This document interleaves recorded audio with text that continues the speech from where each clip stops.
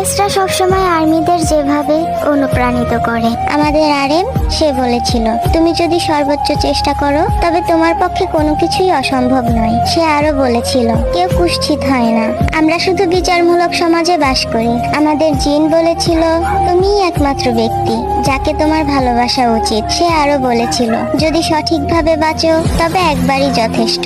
আমাদের সুগা সে বলেছিল, অবশ্যই কঠোর পরিশ্রম সবসময় ভালো ফল দিবে। সে আরো বলে, তুমি জন্মেছ সত্যিকারের মানুষ হতে, নিখুঁত হতে নয়। আমাদের জেহব সে বলেছিল, তোমার হৃদয় পরিষ্কার রাখো এবং সর্বদা খুশি থাকো।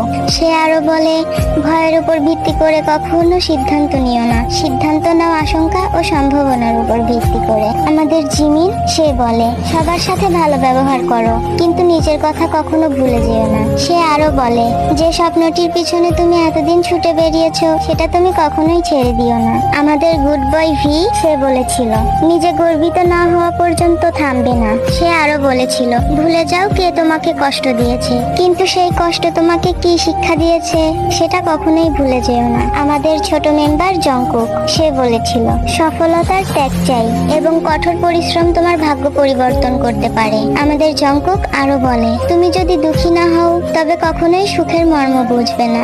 বিটিএস তারা শুধু আর্মিদেরকে এই কয়েকটি জিনিসই শেখায়নি, বরং তারা আর্মিদেরকে শিখিয়েছে কিভাবে বাঁচতে হয়।